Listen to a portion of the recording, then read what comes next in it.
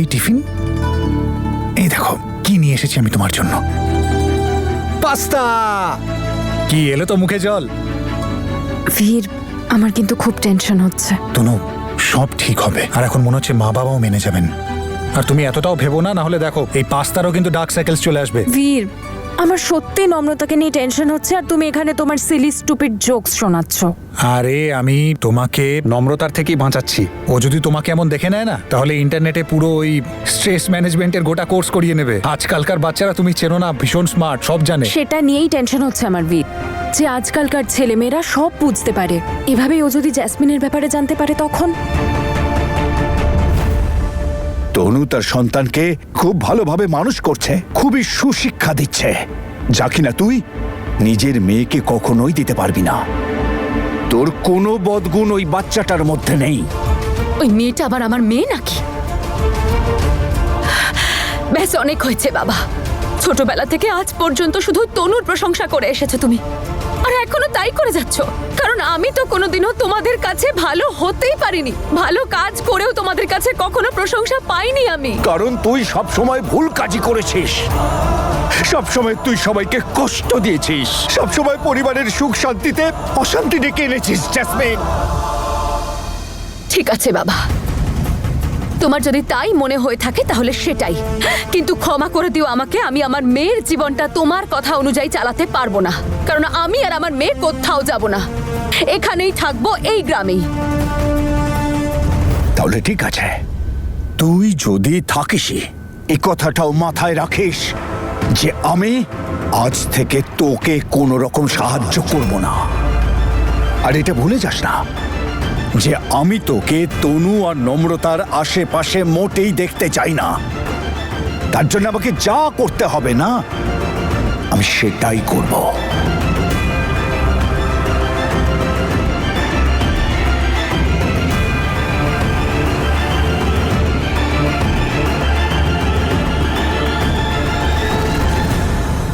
লাইটটা কেন? হে উপরওয়ালা, আমি তো ইলেকট্রিক বিলই জমা করতে পারিনি।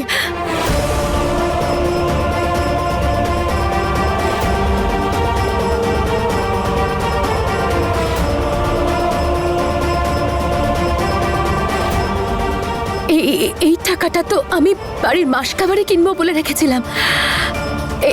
এই টাকাটা ইলেকট্রিক বিলে দিয়ে দিলে আমি মাসকাবারি কি করে কিনবো? উফ বাবা, নিজের আর নিজের মেয়ের জীবনটা তুই কিভাবে নষ্ট করে ফেললি জ্যাসমিন?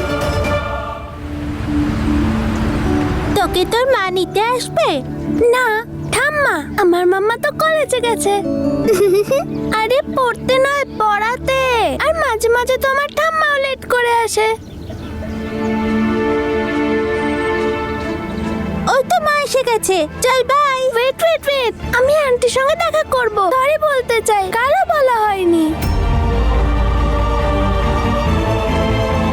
যদি নম্রতা মাকে বলে দেয় যে আমি মিউজিয়াম গিয়েছিলাম, তাহলে তো মা আমাকে খুব বকবে। Hello aunty. হ্যালো, চলো Noor. Aunty, I am sorry. আসলে ওই দিন আমার ওগুলো বলা উচিত হয়নি। আমার মাম্মা বলেছে আমি যেন এসে সরি বলি। ইটস ওকে, তোমার সরি বলার কোনো প্রয়োজন নেই। তুমি কিছু অন্যায় বলনি। আর হ্যাঁ, নেক্সট টাইম থেকে তোমার বন্ধু যদি ট্রিপ রিলেটেড কোনো কিছুর প্রয়োজন হয়ে থাকে, তাহলে ওর মা যেখান থেকে হোক সে ব্যবস্থা করে দেবে। এবার চলো শোনা। বেঁচে গেলাম। আন্টি আমার সঙ্গে এভাবে কেন কথা বলছিল? শুধু দেখতে তনুর মতো নয়, কিন্তু চরিত্র একেবারে তনুর মতো।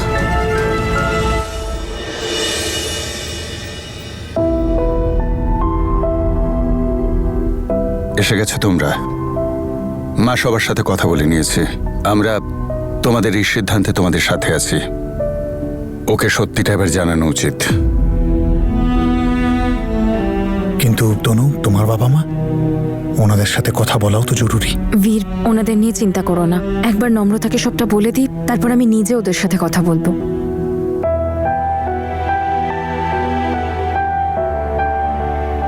আজকে তোর মেয়ে সত্যি কথাটা জেনে যাবে সোনা, যে তুই ওর বাবা।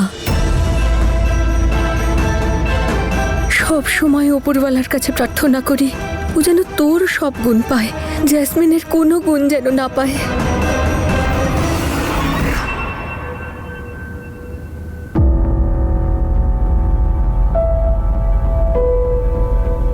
নূরের ব্যাগে মিউজিয়ামের রিসিট? ও কি মিউজিয়াম দেখতে গেছিল? কিন্তু আমি তো ওকে কোনো টাকা দিইনি।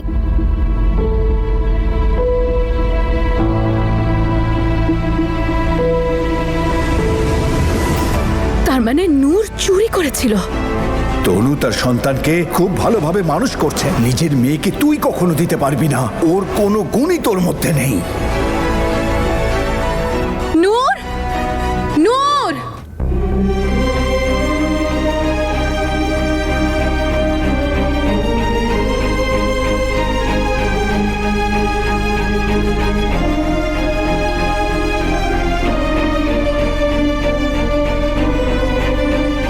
নম্রতা সোনা, তুমি কি করছো এটা?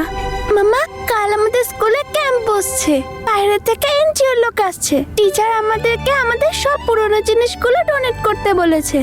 এটা তো খুব ভালো কথা সোনা।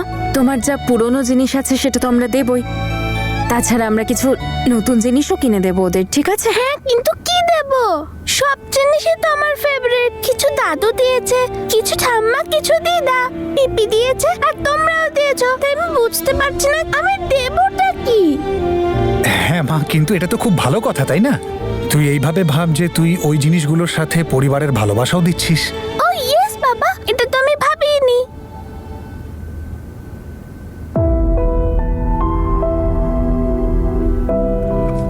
মা শোন। মা, তোর মা আর আমি না তোর সাথে একটা ইম্পর্টেন্ট কথা বলতে চাই। আর একটা কথা সব সময় মাথায় রেখো, যাই হোক না কেন মা বাবা তোমাকে খুব ভালোবাসে। যাই হয়ে যাক না কেন মা বাবা সব সময় এভাবেই ভালোবাসবে।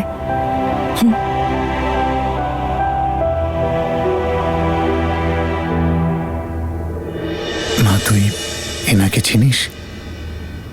হ্যাঁ, এটা তো অমৃত আঙ্কেল, যে এখন স্টার হয়ে গেছে।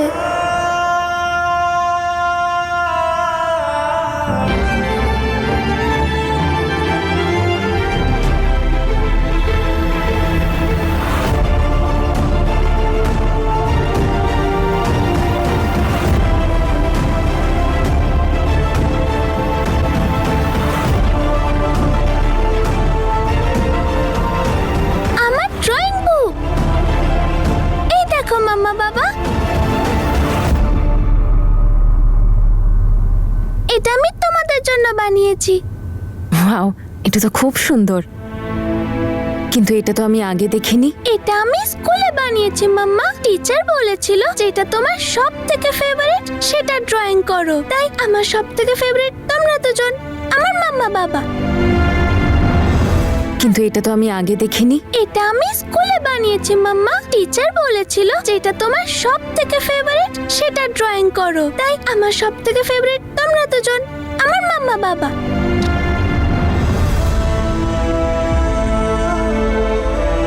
এই দেখো আমি লাভ সার্কেল বানিয়েছি, আর এর ভেতরে কেউ আসতে পারবে না।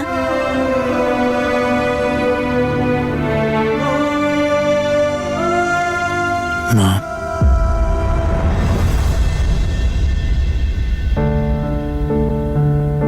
তুমি একটা কাজ করো, এটা তুমি মাকে দিয়ে দাও, মা এটা ফ্রেম বানিয়ে দেবে। তারপর এটা সব সময় আমাদের কাছে থাকবে।